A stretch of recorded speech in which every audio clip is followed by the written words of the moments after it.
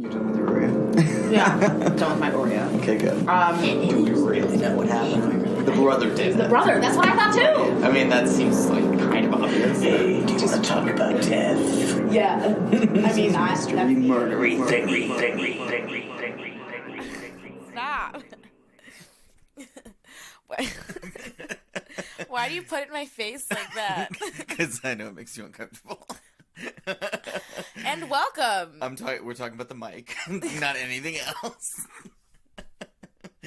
Hey, how's it going? Hi. See, I can edit this episode more because we're recording on, what is it, Saturday? We're doing things. We're getting it done. I know, right? I don't have as much theater stuff now, and you're not in school anymore, so we have a little more time. And I'm not working. I work in like a couple weeks, but like right. it's like weird. Yeah, I know. I have like all this. I've gotten so much sleep. It's wild. That's good though. That's good. I guess. I took a nap earlier, so I'm a little out of it. So. We're both a little out of it. We're doing this. This is going to be an interesting episode. We're both, like, kind of a little out of it, so... And my topic's kind of, like, bizarre, so... Isn't it about the moon? I think you should go first. No. Oh, it's not about the moon? That's the next episode. Oh, shit! Sorry. No, you were the one who told me I should do this topic. Oh my god, we were literally just talking about this. Like, that's why I was like, wait, what? I am you terrible. Literally sent me the article from Wired that, like... But also so this is terrible. It's fine. Welcome to Mystery Murdery Thingy, by the way. If we didn't already say that. I don't know. Oh god. I'm Mario. I'm Chloe.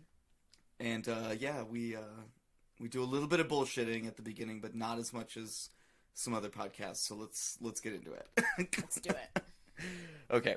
So this is a topic that we've been like talking about for a long time, weirdly, because you originally found the article that I got like a lot of my info from on longform.org. So shout out to longform.org. If you want to read some good long-form articles, go there. We have to stand. Yeah, no, it's great. So I can't believe I said that out loud. Anyway, sorry. Keep going. Using internet speech and I hate it when people do that. It's kind of annoying, but it's fine. It's totally fine. It's your thing. Yeah. And the topic is the dark web, specifically this kind of hoax of dark web hitmen, and in particular one website in person that we'll kind of focus on. This is a juicy story. There's a lot. It spans the globe. There's intrigue. There's mystery. There's computers. The internet is involved. I'll get into it. So one thing that is not a mystery, right? And there are going to be certain things in this topic that are not going to be mysteries, and we'll talk about that, and things that are very mysterious. So the first thing that's not mysterious is that there are people out there who really want someone else dead. And seriously. That gave me chills. So sharp left turn. We know that, right? People kill other people. People have other people killed.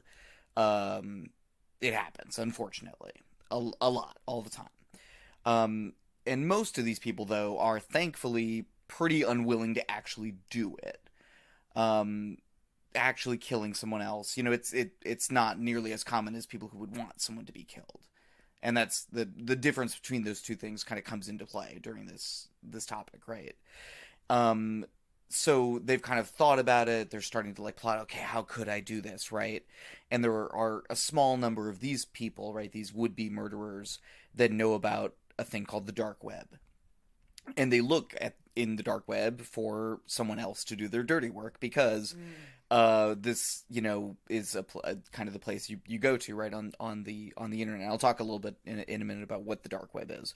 Okay. So the mystery, though, that we're going to focus on is about the person or people who run a sort of series of these dark web hitmen for hire websites. And I should say right at the beginning, very clearly, that there also is no mystery as to whether or not these sites are scams. They are scams.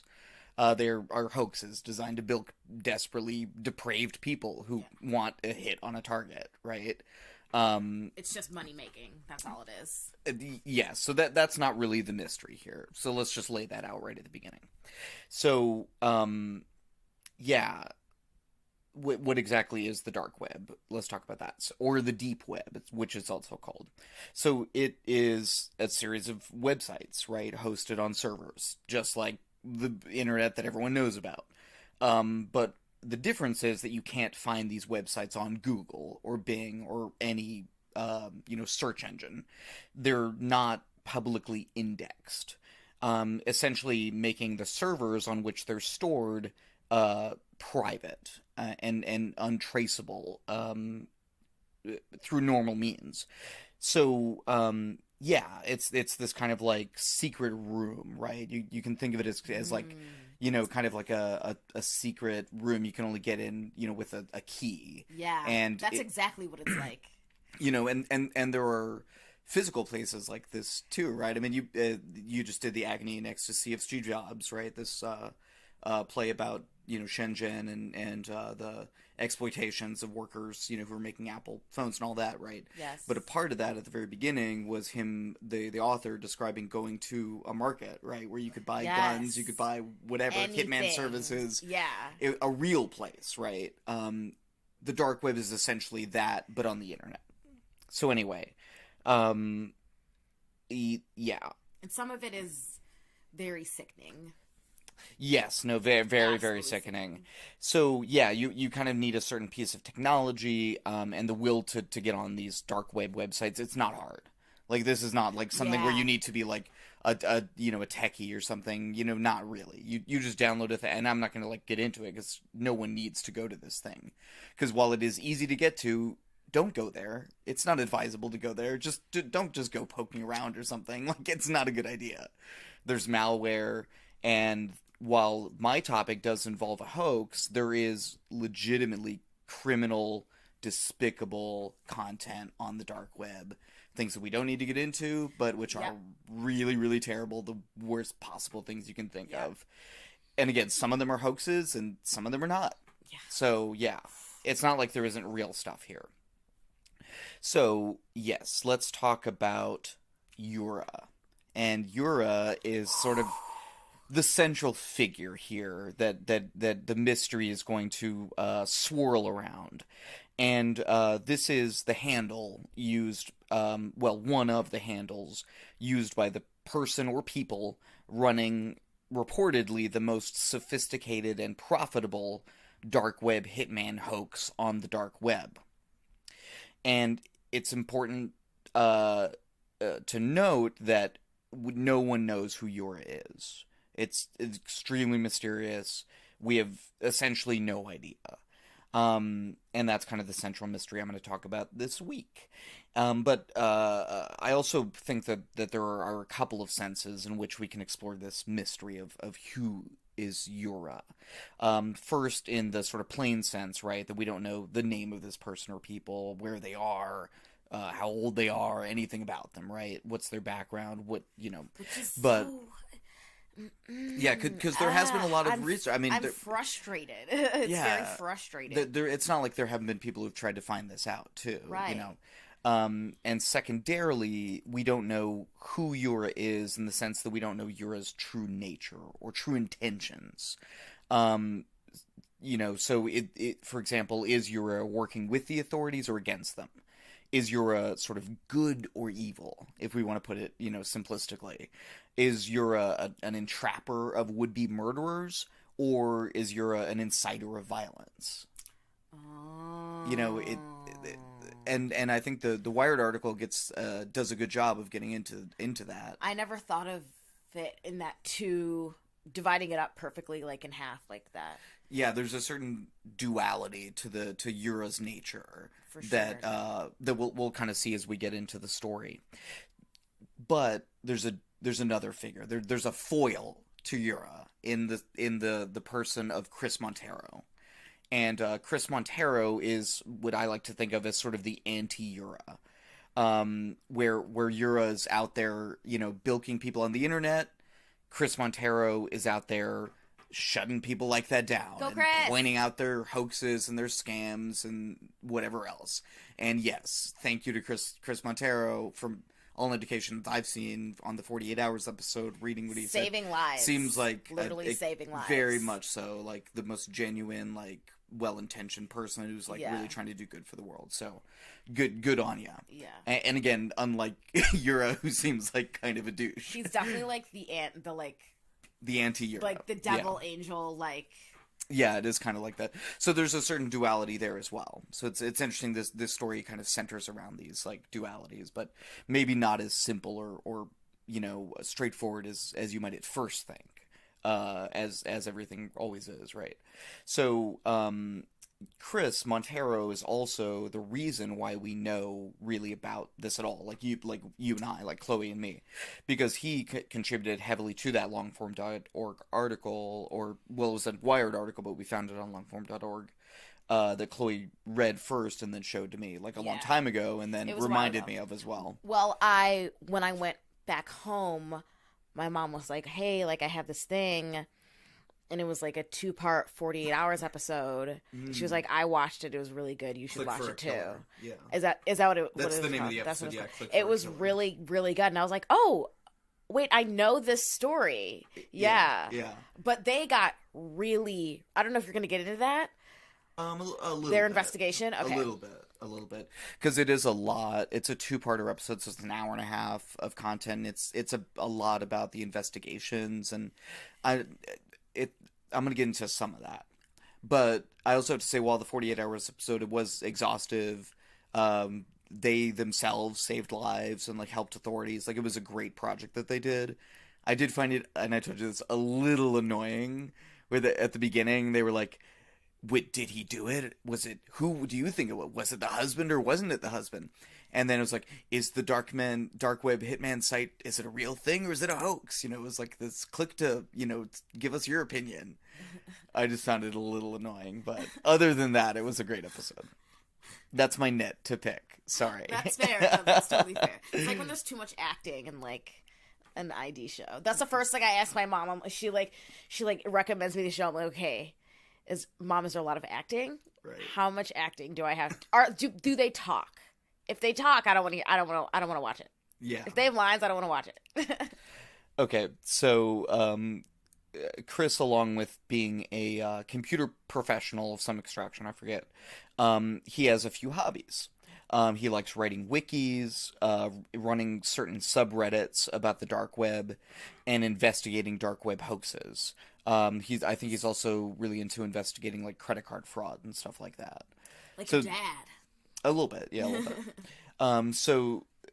But this last one, right, the investigating the dark web hoaxes, becomes more of an obsession as time goes on, and the time period we're talking about here is like the past few years, like 2016 till now, essentially, when all of this is kind of going on, and what he discovers, that kind of like brings this intensification of this hobby on, right? It becomes sort of almost a quest, I think, to him, if you want to think about it that way, is a site called Beza Mafia, and initially called Beza Mafia. Yes. Because as we'll see, it becomes so many things.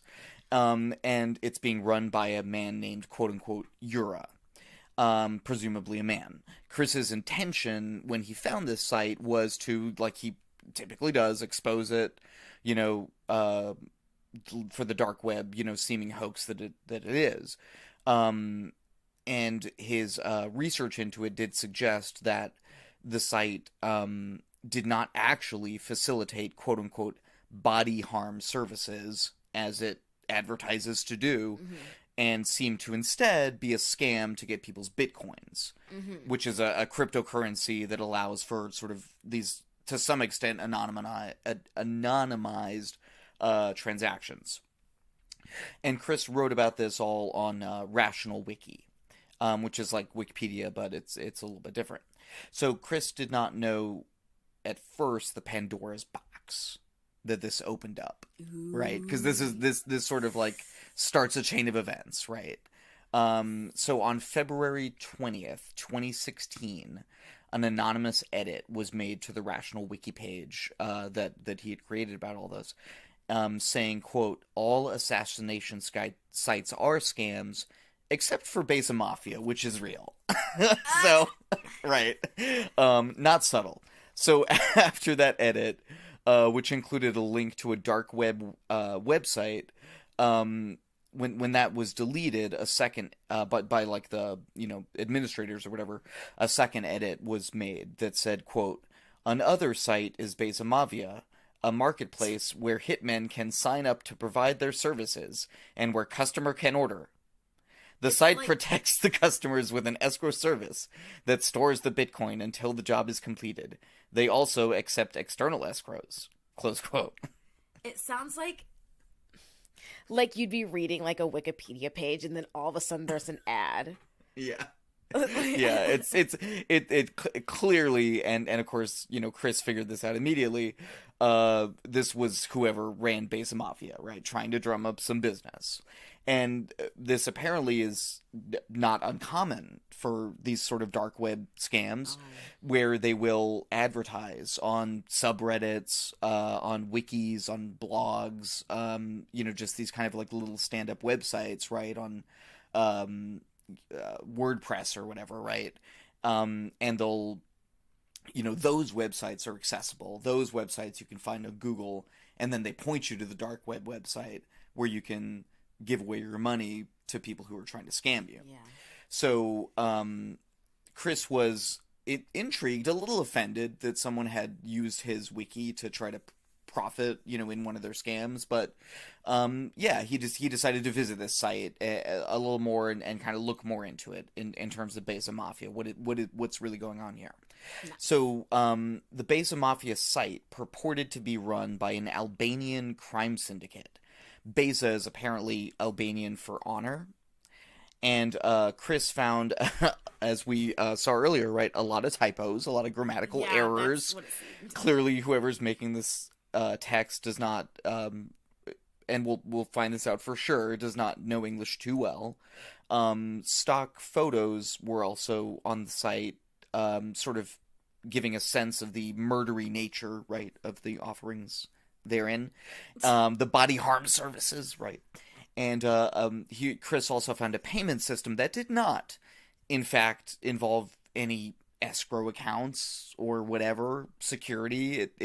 You simply put your Bitcoin in there, and the administrator could immediately take it out, and did. And you never got it back. There's no way to. So, yeah, that was a complete lie. So, first of all, the first of many.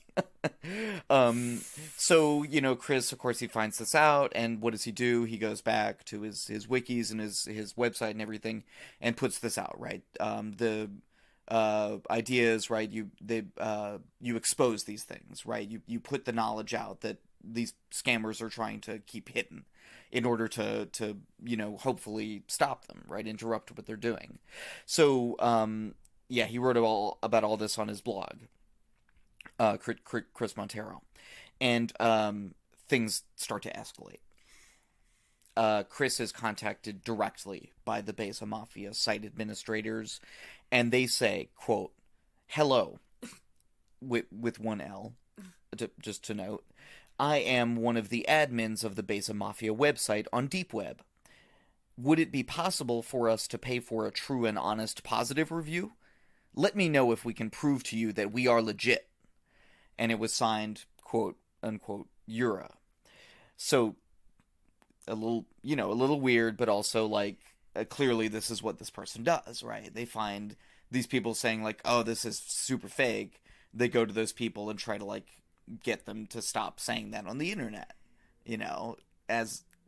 so their business can be better, where they're trying to scam people. So this I'm just shocked. This all kind of makes sense, right? Shocked. But it's super weird too, right? Yeah. And Chris Montero's a little weirded out when he gets this message.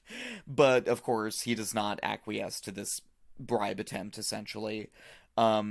He tries to get some more information from Yura, starts asking questions, starts pointing out all the flaws in the website and how it's fake, and what is all this. He's trying to get answers from whoever's messaging with him, called Yura. And eventually Yura goes from offering money to getting a little more threatening, saying he would, quote, "pay some cheap freelancers to fill articles and submit posts and comments claiming you are undercover cop," close quote. So he's essentially, I'm going to go after you. Chris again publishes all this whole exchange on his website, just expose it, and things escalate once more. A few weeks later, a comment was left on Chris's blog entry with a link to a video. And this brief and disturbing video, starts out by someone holding up a message on a piece of paper. And it reads, quote, "Gang members for Beza Mafia on Deep Web. Dedication to Pirate London, 10 April 2016, close quote. Pirate London's Chris Montero's website or his handle or whatever on the internet. Then after a brief delay, you see a car engulfed in flames. What the fuck? A real car in real life, actually on fire. So it's not this is not itself fake, right? Yeah. This video, like, it's clear this is actually real. So yeah, Chris is a little shook. This is not what usually happens when he exposes hoaxes and scams on the internet.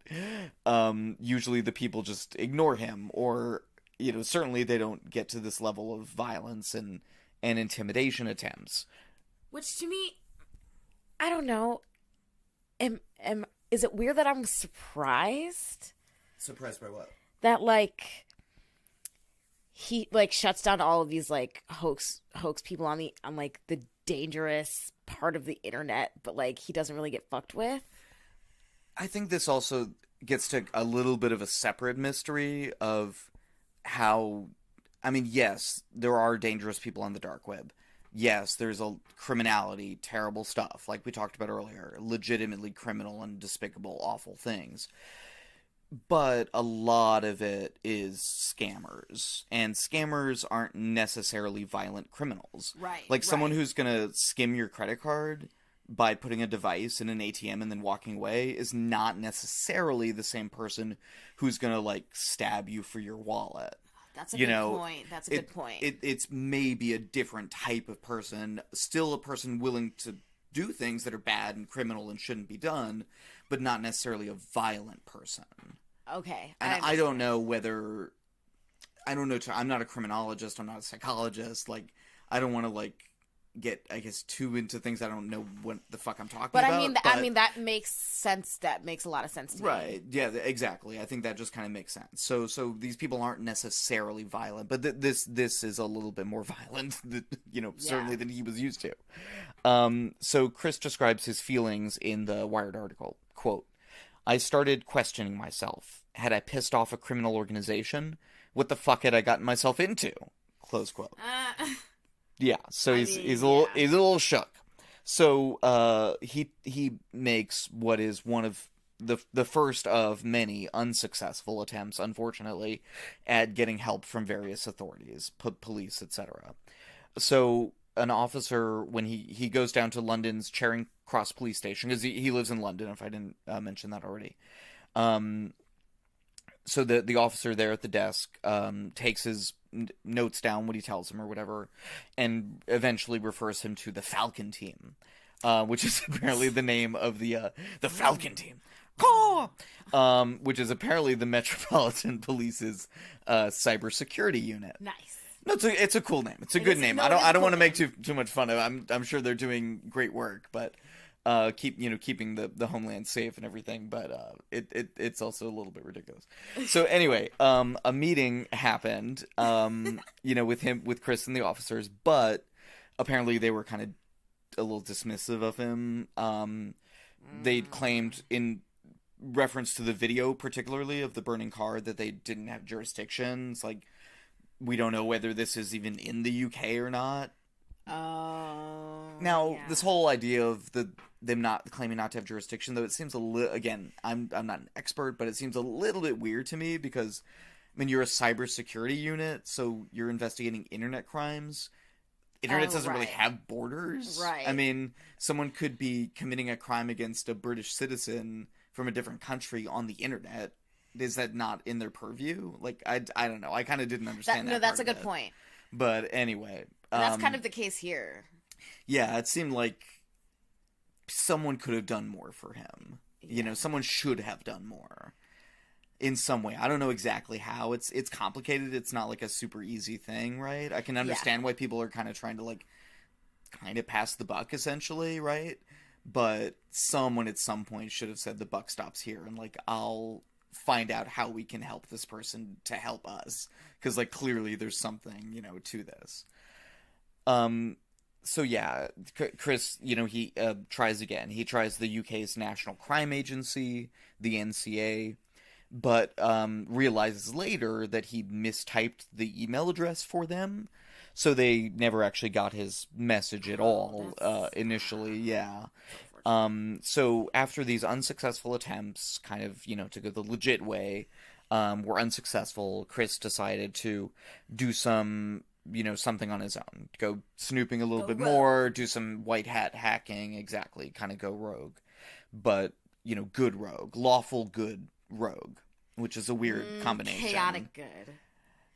I guess that's true. It would have to be chaotic good. You're right. You're right. Good point. So he goes onto the Besa Mafia site and decides he's going to put a hit. He's going to put a hit out as Bodie McBoatface. That's what he signs up as. Oh, yes! And he puts a hit out on Bob the Builder. All right. He did this purely in order to get messages, send messages, and get an insight into the website. Obviously, he wasn't really trying to kill Bob the Builder, who I've never watched, but I hear is delightful. From my mom's kindergarten class, I'm sure would tell me. Is that still cool with the kids, Bob the Builder? Well, is that passé by now? Well, they like reanimated it. Oh, really? Yeah. That's funny. It's funny to think about something that's like way past your time, and then it's getting a revamp. You know, right? It's interesting. Anyway, so Chris, you know, he sort of analyzes the, you know, because he's a computer whiz, right? I don't understand this stuff. He does his thing, and he eventually realizes that he can manipulate a flaw in the site's messaging system, and is able to, quote, download Besa Mafia's entire message database and examine its archives, close quote. So he has access. Secret access. He's like Tom Cruise in Mission Impossible, just like getting in there. I'm in was the answer to a crossword the other day. It was like hackers like line or something. And I knew it immediately. I was like, I'm in. I'm in. Yeah. Perfect. That was perfect. So through this breach, right, Chris was able to establish absolutely for sure that Besa Mafia is or was a scam, which we already kind of knew, but he saw the back end, right, and was able to see the scam in motion. So this is also when we get our first real insight to, again, the central mystery here: who is Yura? Because now he can see everything Yura's saying to everybody, you know. So he's getting a lot of more insight into exactly, you know, who this person, and it does kind of seem to be a singular person based on the messages and what I read about what they read in the messages. That's what I always thought. It appears to be a singular person. I won't say it's not 100%, but I feel like that's fairly well established. So anyway, one thing that we come to know about Yura through Chris's seeing of these messages is that Yura is an A1 bullshitter. A liar. He is a mendacious liar who lies all the time to everybody. And he there's a pattern to this, right? Yura has these correspondence, of course, with the clients, the people who want other people killed, right? Wherein he promises them swift and brutal justice in the name of bodily harm or car conflagration to get that person back, which I'm not condoning at all. You know, that's not good. You shouldn't want to kill people. So anyway, so when the act was not carried out, of course, as it never was, by the specified time, Yura would tell them, well, you know, that bumbling hitman, he got stopped at for running a red light, or whatever, you know, happened. We're gonna need another $5,000. Yeah, exactly. So, you know, that was the cheap hitman, the bumbler. You want the real professional guy. That's gonna be another $5,000 or whatever. Right. So anyway, that's fucked up. There were people who fell for this over and over. The same people who would pay him over and over again. What? Yes, yeah, tens of thousands of dollars some of these people paid.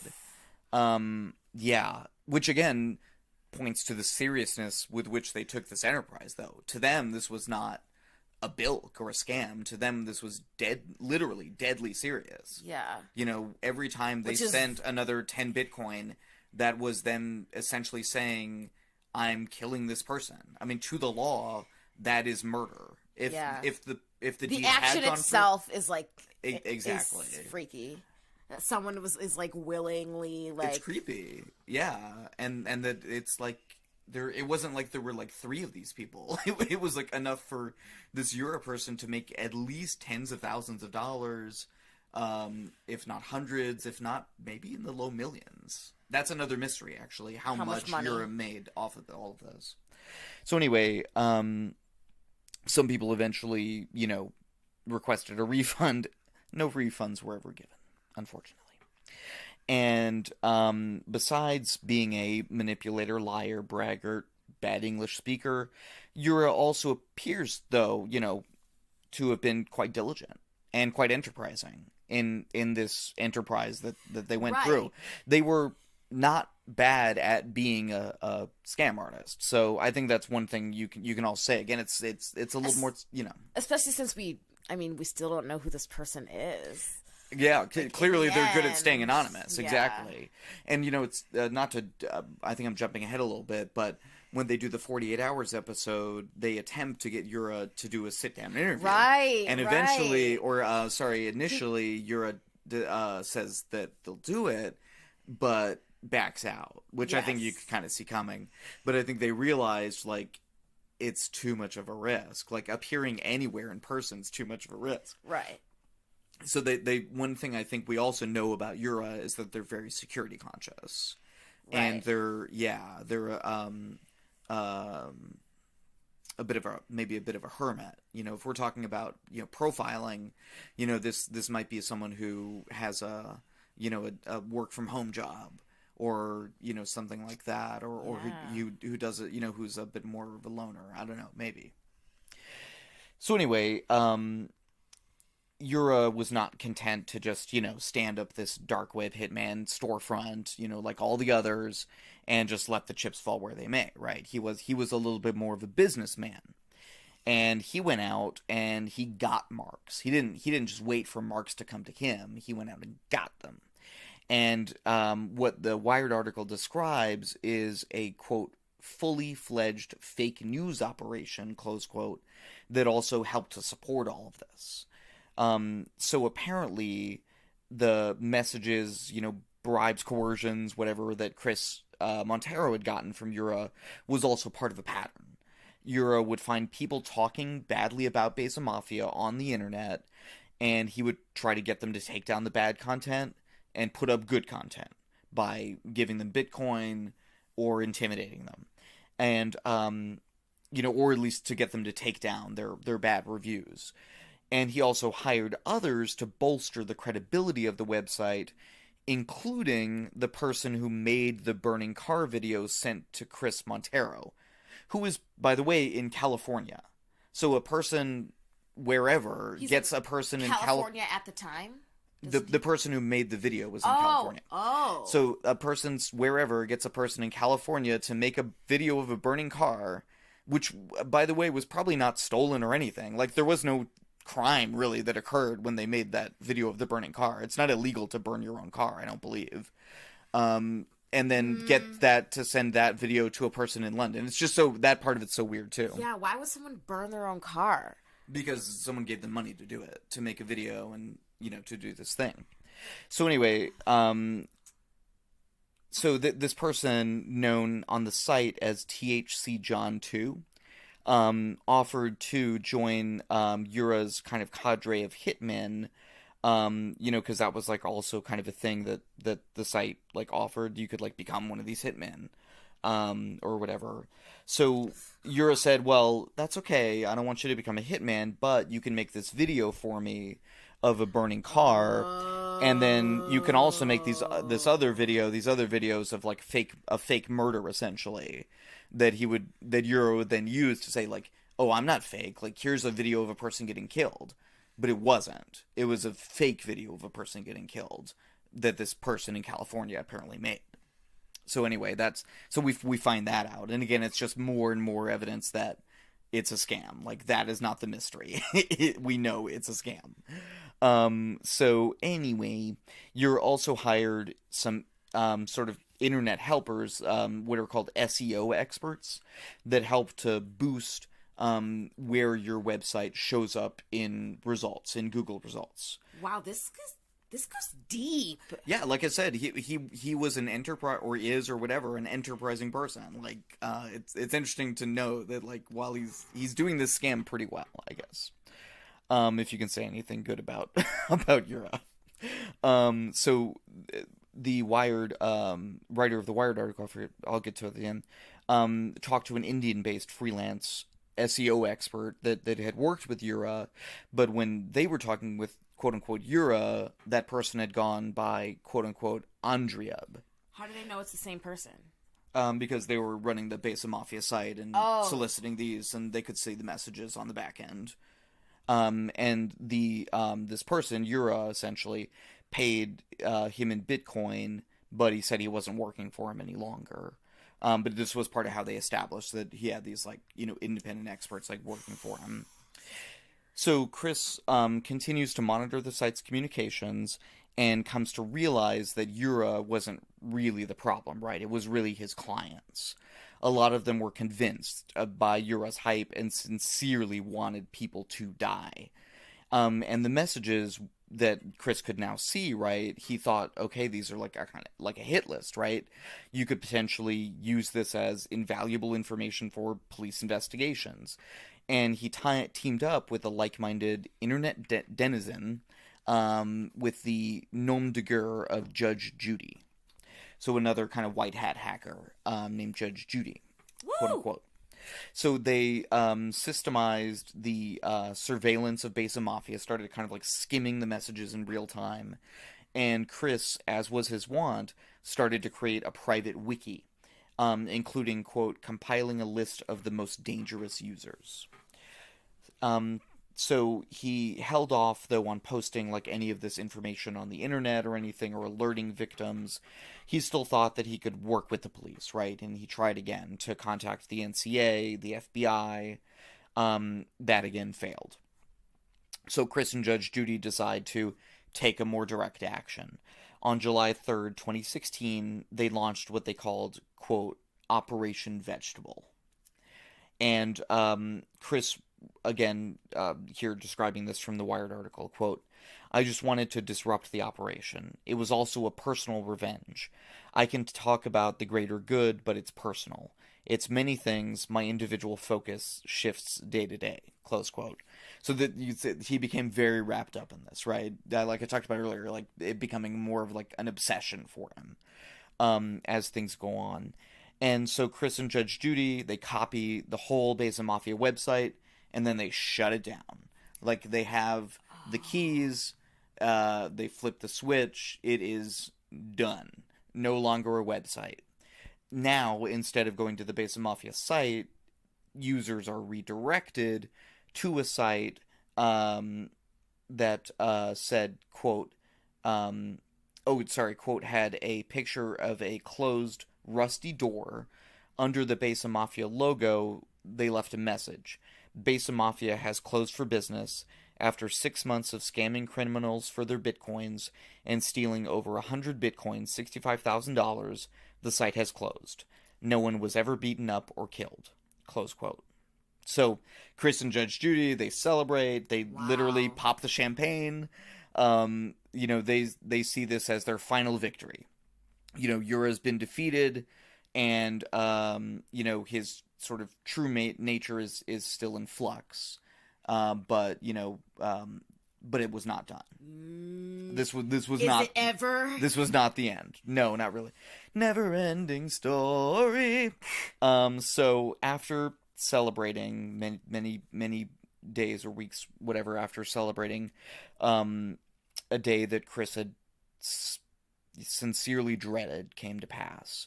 A real, actual murder connected to Besa Mafia did occur. And while, again, Besa Mafia hoax, right, there are real murders attached to this, so I shouldn't, diminish that. I believe more than one person has been killed, connected to, the people wanting to use this, dark web hoax. I think it's 2. But I'm really gonna focus just on one of them, but definitely watch the 48 hours episode and stuff if you want more info about that part of it particularly. So about 6 months after shutting down the website, Chris had finally managed to make what seemed like productive contact with authorities, working through a friend with some connections in the NCA. Chris met with a couple of officers who said they'd follow up, but they never did. Yeah. So, right, broken record. Oh, he tries again and again and again and again. And, it's sort of like Cassandra, right? No one is listening to him. And unbeknownst to Chris, thousands of miles away in Minnesota, events were unfolding that would lead to the death of, unfortunately, one of the targets that Chris had tried so desperately to save. On May 31st, 2016, the FBI had contacted Amy Allwine, a devout church-going woman with a husband who was a preacher and an adopted son, to tell her that someone wanted her dead, which shook her. I mean, this was a bolt out of the blue for Amy. So Amy and her husband Stephen, who was an IT specialist, a deacon, right, preacher in this sort of, pretty conservative, right, church that they were part of, they told officers that they had no idea who could be behind this, but the officers told them that someone had paid about $6,000 thus far on the dark web to have Amy killed.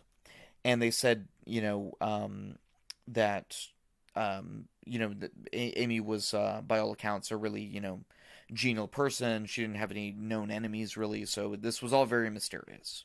So about 6 months later, Amy was found dead, unfortunately. A single gunshot wound through her ear into her brain. And in the 48 Hours episode, you can hear the chilling 911 call placed by Stephen Allwine, and it is exceedingly disturbing. Yeah. So, and it's interesting. One of Amy's so Amy, again, she was just like a super outgoing, she was like Joan Cleaver or something. She had taken a class 2 weeks she before took this. a self-defense class, right? Well, it wasn't self-defense only. It involved self-defense, but it also involved learning about the police, learning about criminology and stuff. Probably pretty interesting, I'd imagine. 2 weeks before she was killed, and she had come to be friends with one of the senior detectives, who was also one of the people who was one of the first people on the scene, and she describes finding Amy and being severely disoriented in the moment by that experience. I mean, obviously, finding this, warm person with whom you just became close, dead on the floor. It's gotta, I can't even imagine, right? But and it's interesting when the officer was talking about this later on, she said, when 911 calls, right, typically the person will ask for help, and I need an ambulance, please send someone quickly, I'm here, I need help. This was not what Stephen Allwine said. It is so bizarre. Instead of asking for help or an ambulance or saying where he is, Stephen says in really an almost placid tone that he thinks his wife shot herself and that there's blood everywhere. And, you can kind of see where we're going with this. Eventually, substantial circumstantial evidence would emerge that, in fact, Stephen Allwine was the killer of Amy Allwine. Yep. That, in fact, he had drugged her with scopolamine, a drug that can incapacitate in large doses, and it did, in fact, kill her with a single gunshot wound to the head.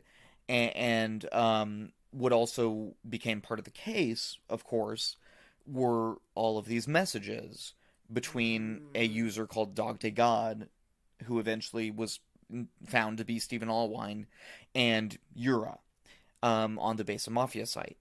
And it also emerged that Stephen Allwine had been having numerous affairs, that he desperately wanted to get rid of his wife, that he did not want to be married any longer. Oh, what a piece of shit. That he would cash in on her multiple hundreds of thousands of dollars of life insurance. No. So he had Oh my God, ample motive. Why am I surprised? I know. I'm like, Yeah, you were the one who told me about this story.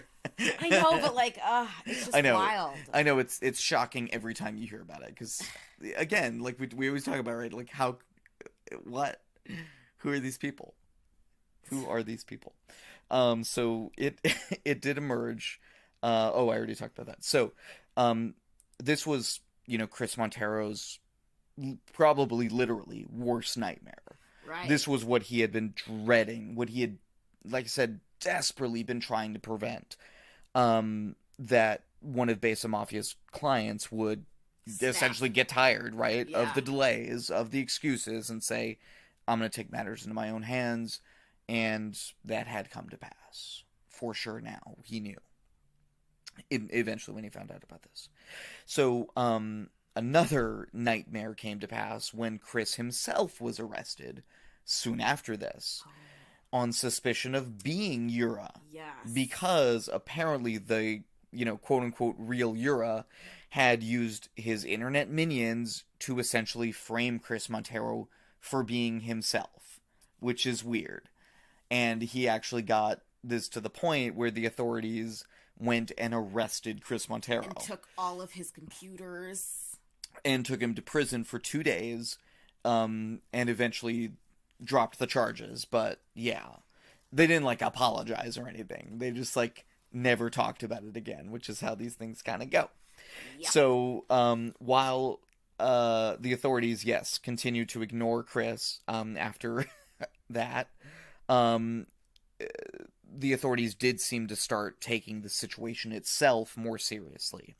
The NCA charged some people, some of whom were not found guilty, some of whom served several years in jail. Yura was never found. Yura was not done. He rebranded many times, at first as the Italian capo named Barbosa, and then in many, many different iterations. The site shifted its name, its ethnic affiliation, apparently in an attempt to confuse authorities and people like Chris, who were trying to, shut them down. So eventually this whole situation came to the attention of 48 Hours. They did their 2-part, special. We already talked about the interview thing. So Yura backs out of the interview, as we talked about earlier, but he does start passing some information about his clients to 48 Hours and other media entities, which is, again, kind of interesting. And there are more arrests. I think 4 arrests, 4 or 5. The most interesting to me is that they were actual names, and he gave up, here you go. It could have easily been I'm just gonna fuck with you and give you this fake list of people to go on a rabbit hole that goes to nowhere, but they were actual people who actually admitted to putting a hit on someone. And oh my God, and that one guy, sorry, go watch the episode. Okay. and Chris Montero talks about this, how Yura will mix lies with truth, and this is one of his techniques, so yeah, but he gave legitimate, real information that led to real arrests where people admitted to doing these things, and it was found that they did in fact do these things through evidence. So yes, it's bizarre. Just another bizarre layer on top of all of this, right? So Yura also starts making these video entries, video diary entries, and sending them to 48 Hours, purporting to explain, the truth behind all of this and who he really is. And he continues to maintain publicly that his hitman sites are not hoaxes, while admitting in private that they are, in fact, hoaxes, to Chris and others. And Yura claims in some of these private conversations that he was actually working with the police to catch the would-be murderers, but this does not appear to have been entirely truthful. He does not really appear to like have the intentions that he purports to have in some of these messages. Yeah, he was still making money. Exactly. It seems to all be about money for him. If we can say anything like about Yura, again, he's also he's chaotic evil. You know, again, Chris and he are opposites, right? Chris Montero is chaotic good. Yura is chaotic evil. He only gives a shit about himself. He only cares about making that Bitcoin, like clearly, and protecting himself. So yes, this kind of gets us back to this, you know, central question, right? Who is Yura? Is Yura a good or evil figure? How do we perceive Yura? Is he doing the world a service, as he claims, by tying up the time and resources of these would-be killers? Is he, as many others believe, inciting violence purely for greed and selfish reasons? You know, we don't know. But what we do know for sure is that Yura is still out there. Maybe in Romania, maybe in Bulgaria, maybe in Albania. Who knows? You said it might have been. Probably somewhere in Eastern Europe, but we really have no idea. And Yura is probably a man, by all accounts, probably in his 20s, some think, and maybe a millionaire. Could be. He has maybe saved people's lives. I mean, in all probability, he probably has saved people's lives. But you know what? In all probability, he's probably put people's lives at risk and may have led to people being murdered. Yeah. So again, it's not an easy thing. It's not super clear or simple. So I again, as we always do, embrace the mystery of this. He's not, I think, in the final analysis, any one thing or another thing. He's both things at once. Or we can never know. So for now, his identity and his intentions remain very much a mystery. And that's my story. So my sources are Chris Montero, of course, just generally being the person who's done so much work on this. Gian Volpicelli at Wired, Peter Van Zandt, and everybody else who made the 48 Hours episode. Eileen Ormsby at All Things Vice, WVLT CBS in Knoxville, Tennessee. Tom Lydon out of KMSP Fox. Joseph Cox at Vice. That was long. I'm sorry. Yeah. Sorry. I loved it. Okay. I hope that wasn't too long. Sorry, guys. This is going to be kind of a long episode, I guess. All right. It's my turn now. It's my turn now, and I'm strong and I'm ready. If you know that song, hit me up. I don't know that song. So I'm not going to hit you up. I think it's from a Disney Channel original movie. Can we take like a 2-minute break? Yeah. I'm ready. Are you ready for the night of nights? I feel like I sing that song during this podcast multiple times. It's true. It's true. Okay. And we're back. Here, I have a story. Over to you, Chloe. Here I have a story of lies, greed, and murder. Murder. All right. This is also... Okay, so I actually read this... I've read this article many times. But I read it for the first time maybe like a couple months ago on Longform. So Longform is actually like... Longform.org. Longform.org is actually a platform that takes you to other websites. It's not a website that like allows writers to write on it. Does that make sense? Yeah, it's not a publisher. Right, it's not a publisher. It's just a gatherer. An aggregator. Yes. Yeah. Thank you. Oh, Mario, thank you. Words. Words. So this is from Bloomberg.com. It's called The Hijacking of a $100 million Supertanker by Kit Chilell and Matthew Campbell. It's a long sucker, but it's a good one, as I say every episode. But so this is the story of like the hijacking of a huge oil rig. So the Brillante Virtuoso, super oil tanker that was traveling through the Gulf of Aden in July of 2011. So the Gulf of Aden is right off the coast of Yemen. And so these waters are very dangerous. They're ridden with Somali pirates. It's an extremely dangerous shipping lane. And this ship happens to be holding cargo worth $100 million. So they're not in a great place. There is a crew of 26 men. Chief Engineer Nestor Tabares, Captain No Gonzaga, and they are owned by a company called Suez Fortune Investments Limited. So just kind of remember those names as we go on. Nestor Tabares is the chief engineer, and the captain is No Gonzaga, and they're owned by a company called Suez Fortune. So they were, they're traveling these waters. They were prepared, right? The deck's perimeter had fitted coils of razor wire. They had 8 high pressure hoses that would like blast people off the hull. They even had like a scarecrow in overalls propped up to suggest the presence of a watchman. And the ship itself was stocked with food, water, medical supplies. They even had a panic room. And Suez Fortune had arranged for a small security team to like escort the ship off the Yemeni port of Aden. So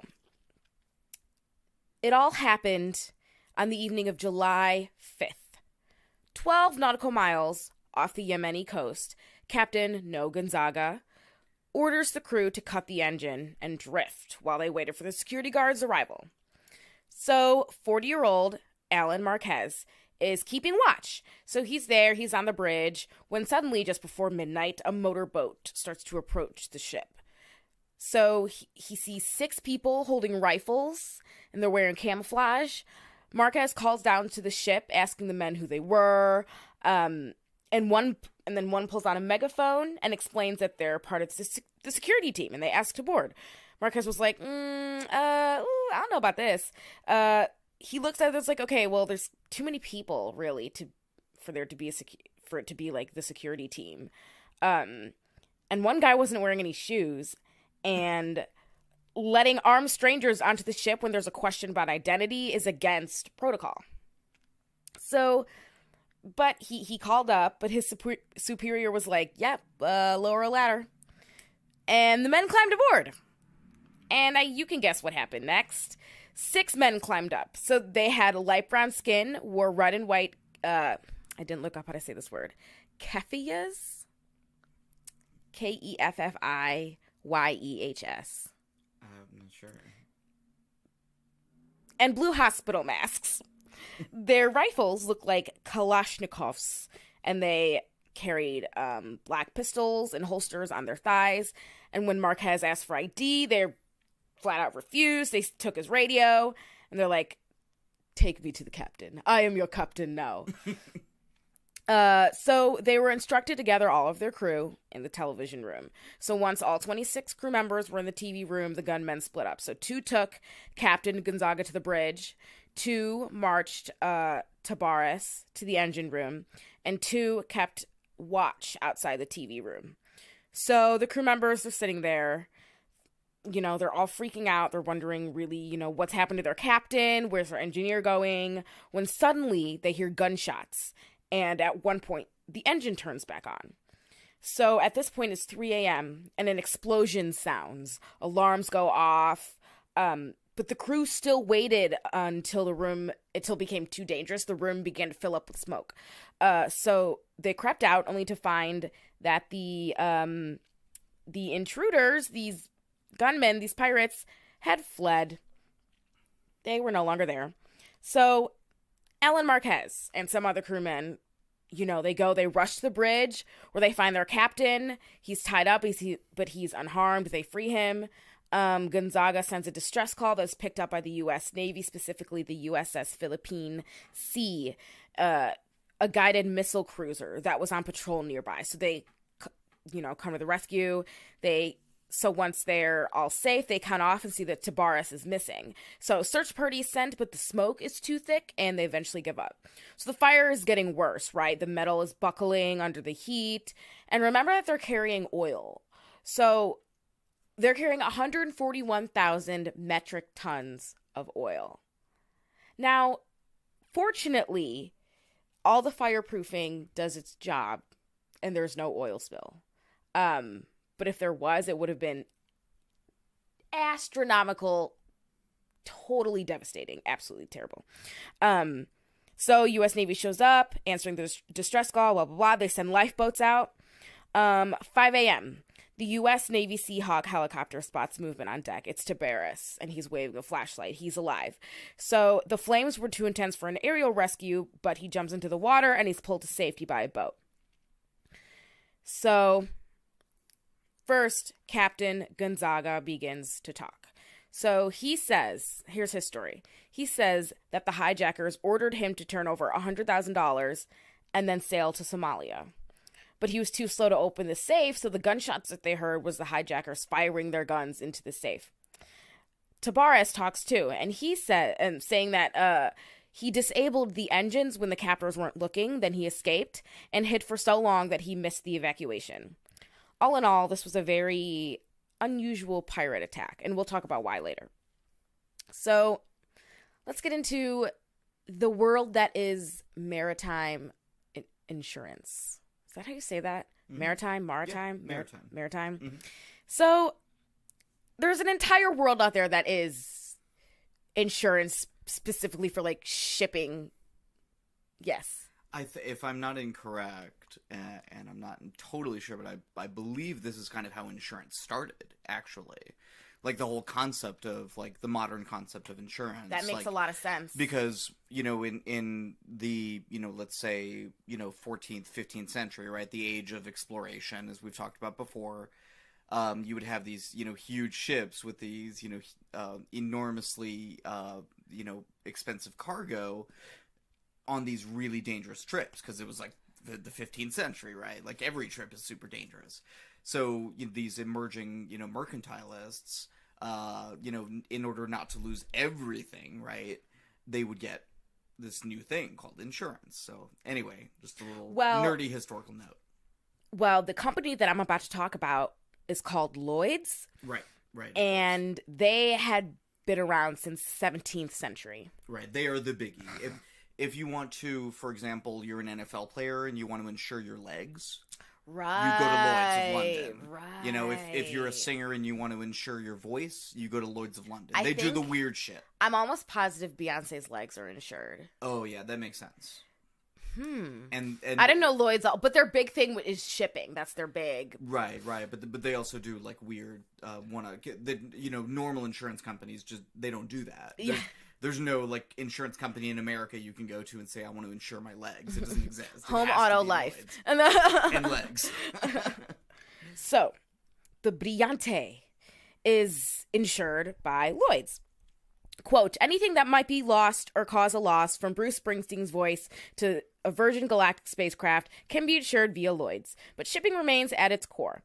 Some 80 to 100 major vessels are lost each year, and the Brillante was one of the largest of 2011, end quote. So, after a shipwreck, insurers want to, you know, preserve as much value as possible, so they go to salvage. Mm-hmm.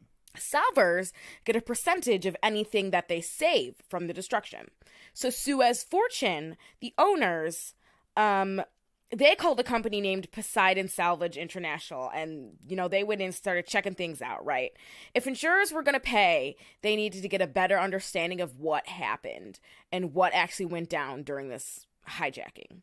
So, although the owner of Suez Fortune, Marios Iliopoulos, Probably. He's super Greek. I was going to say, that's got to be Greek, right? And I meant to look it up, and I always forget. Iliopoulos would make more sense, yeah. Oleopolis, that's what I'm going to say. Well, it's with an I. So, Iliopolis? I have no idea. I'm going to say Iliopolis. Okay. Because it's fun.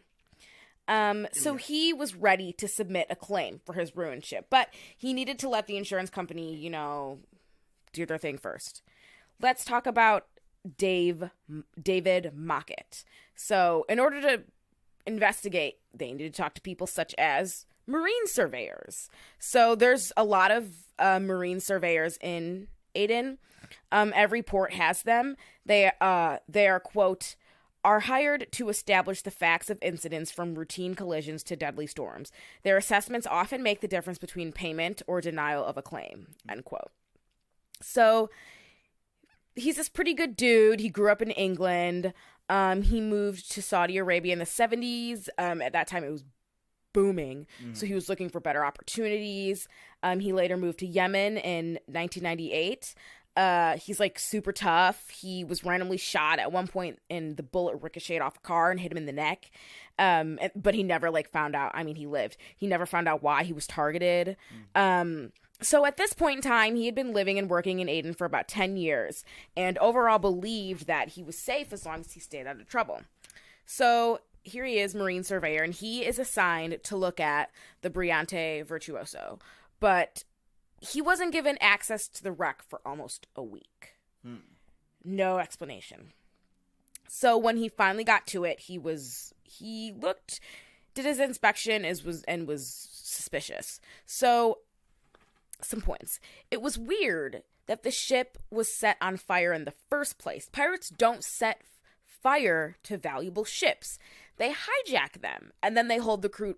They hijack them and they hold the crew and the cargo for money.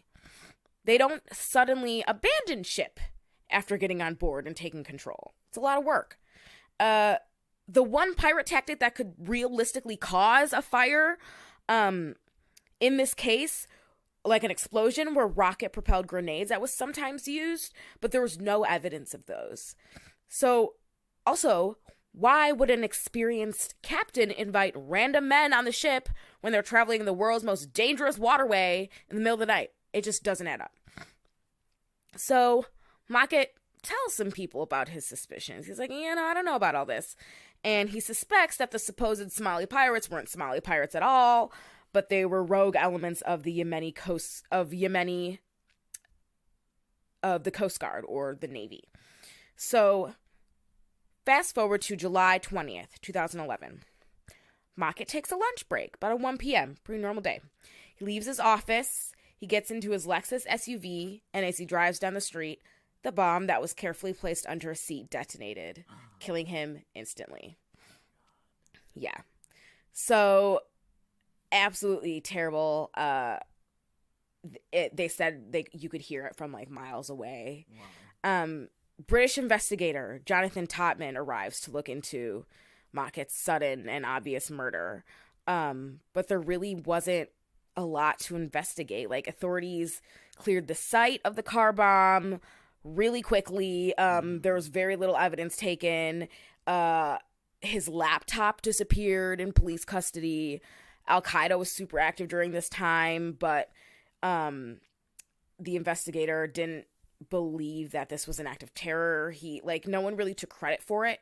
And it was the bomb itself was small. Like, it didn't injure anyone else it was on a busy street. It didn't injure anybody else. I mean, he was the only person killed. It's also unlikely that anyone will be arrested and charged for this murder, for real. So people continue to look into the mysterious hijacking at the Brillante Virtuoso. It's too big. There are too many people involved with between the insurance and the salvers and this $100 million ship for people to not still ask questions, So the U.S. Navy wrote up a skeptical report, and they interviewed crew members. So pirates in the Gulf of Aden are generally dark-skinned Somalis who speak the distinctive language of that country. But the Brillante's crew told Navy investigators that almost all the gunmen had lighter skin and spoke, quote, an unidentified form of Arabic, end quote. And the ship's data recorder said that the vessel had traveled west during the attack when Somalia was due south. So you'd think, that true Somali pirates would have noticed something like that if they were like, hey, take us to Somalia.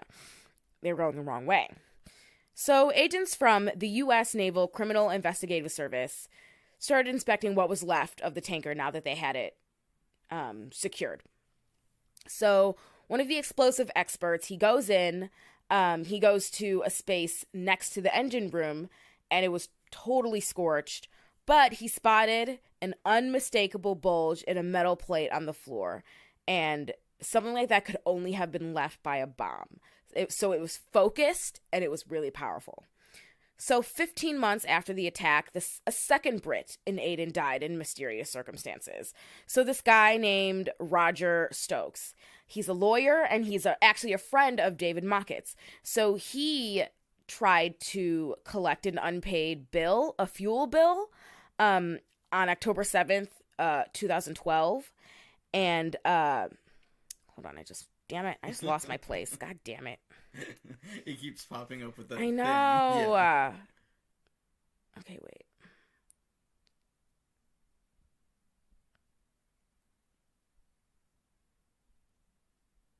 Okay.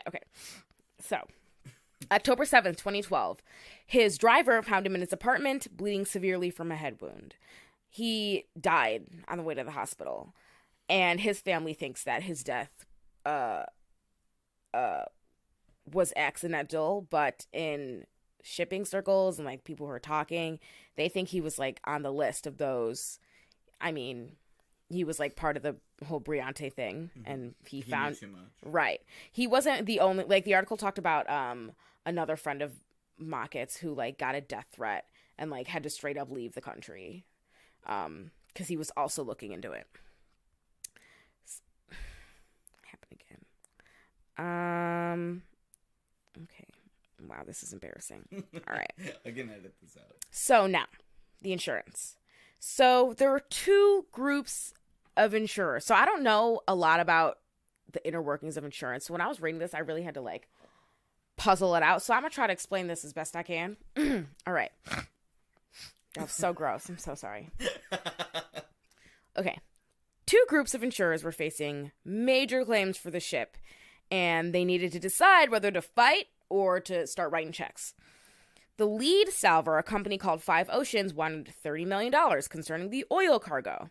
That was the first claim. The second claim was from the owner, Suez Fortune, who wanted $100 million, covering the hull, machinery, and foregone profits plus interest from a group of 10 companies led by Talbot Underwriting Limited. In February 2013, about 30 people, they all got together. They met at Lloyd's headquarters, and they talked about this case. So they had reps from both insurance groups. The reps from both insurance groups, their lawyers, and then 4 police detectives. So they just, they have this discussion, and eventually, I could really get into the details, but eventually the cargo insurers folded, and they paid out the $30 million to the salvers.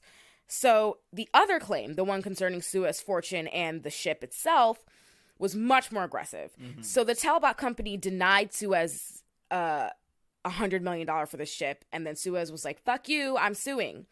So the insurers sent investigators to find out more about Suez's owner, Marios Iliopoulos. Yes, I said it. Okay. Good job. Let's talk about Iliopoulos. So they start looking into his past, right? And they found out that one of his other ships, called the Ellie, had an unexplained accident. So a fire broke out, and nobody died. The crew fought the blaze. But 3 months later, it ended up, quote, splitting in half like a watermelon. It just totally broke down. The resulting claim was $35 million, and the parties settled before trial. Note that the Ellie's chief engineer on the day of the fire was one Nestor Tabares, also chief engineer of the Brillante. Just, right. I don't know what that means, but take it how you want to take that. Sure. I'm not going to get too much into Iliopoulos, but basically he was a millionaire who owned a lot of ships, right? So he owned both the Brillante and the Ellie through a web of anonymous offshore companies, some shady shit. He had trade publications indicated that he owned as many as 8 large ships at once. Another one of his ships had a disaster, but this time it was much more deadly. The Iron Antonis in 1994. So this ship was owned by Marios Iliopoulos and his 2 brothers. So it was due to be scrapped, but they sent it out on one last journey. I think it said from Brazil to China or from China to Brazil.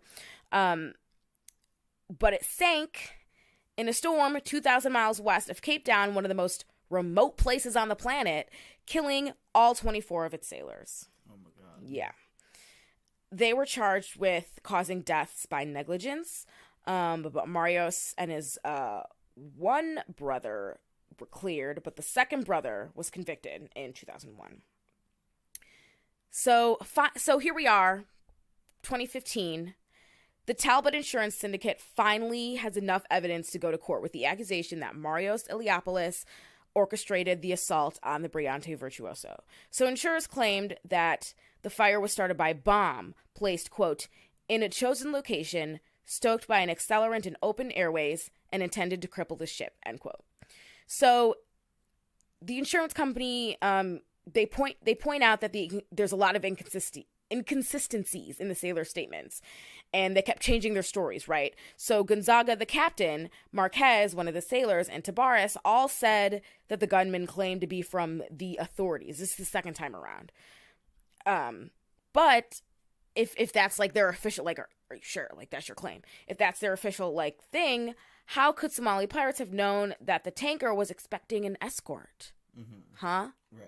Right. So the insurer's idea of motive was the fact that Marios Iliopoulos was deeply in debt. So they're pointing up their arguments one by one, and they're like, why did he do it? Debt. He borrowed over $60 million to buy ships, and the Brillante wasn't doing well either, and it was in the red by about $4 million. So in April of 2016, Marios Iliopoulos was arrested as he left after court. He was arrested on conspiracy to commit fraud. He was questioned for hours at a nearby police station, but was later released without charge. So it's kind of hard to find a lot of details on what's going on right now, but they are still investigating. So I suppose there was some kind of trial in February of 2019 that determined liability issues between the insurers, but I haven't found anything more recent. But they're still, like, investigating what went down that night. As for the murder of David Mockett, it's unlikely we'll ever know. Yemen was in terrible shape at the time. It's still is.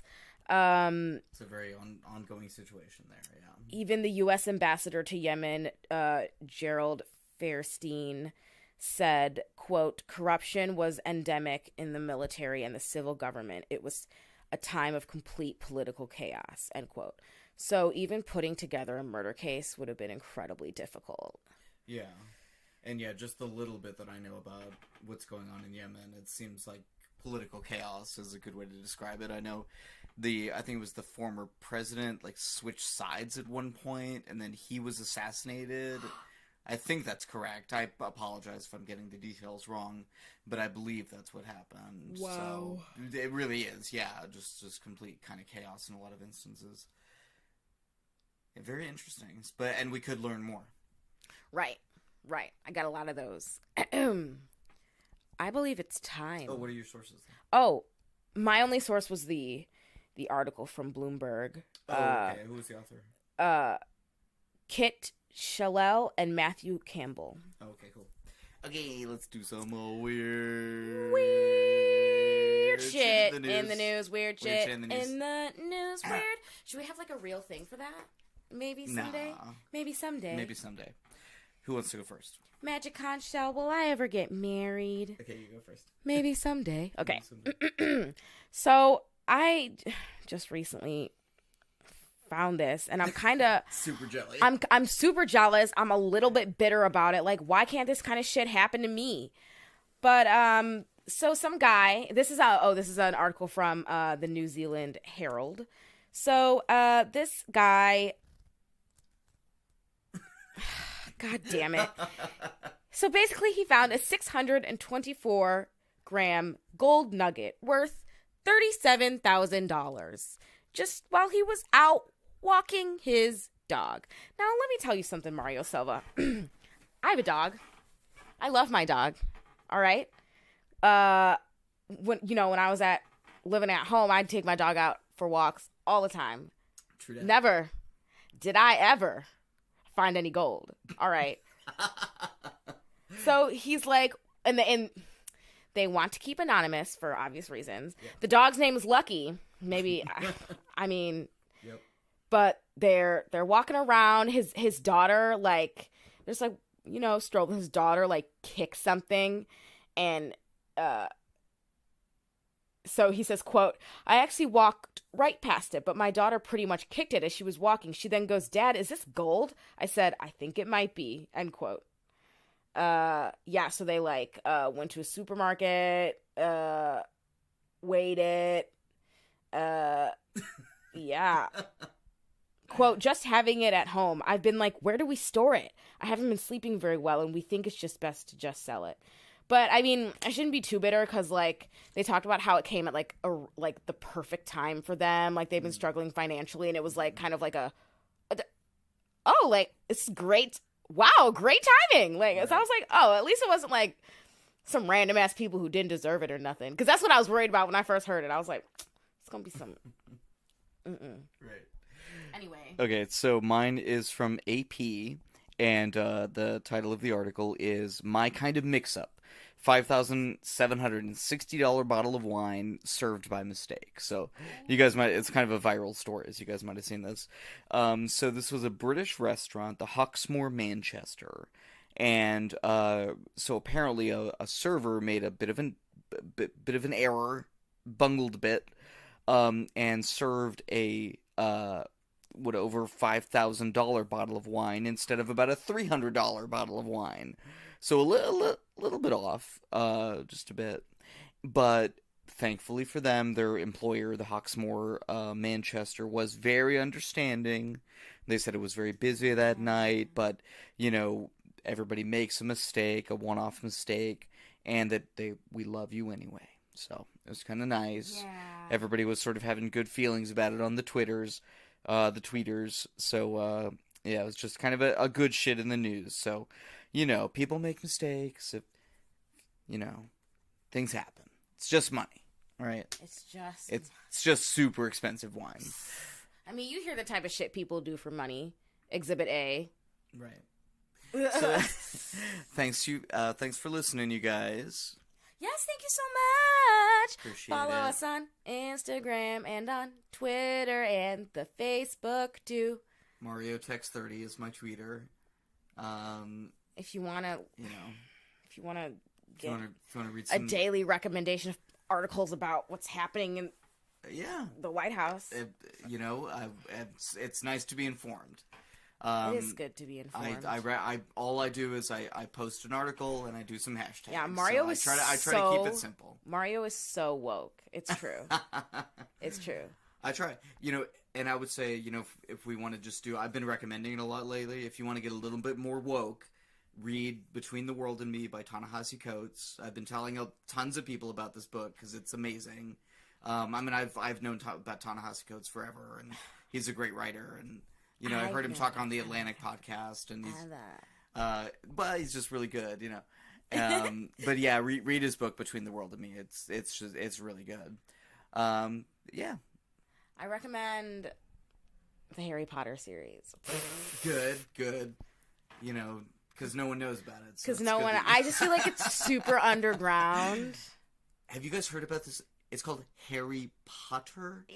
Shut the fuck up. It's about a wizard who's a little boy. It's crazy. It's great. I guess maybe we can just start doing recommendations at the end of the episode. I don't know. Why would people take our recommendations? I don't know. We like stuff. We like maybe stuff. Maybe you'd like it too.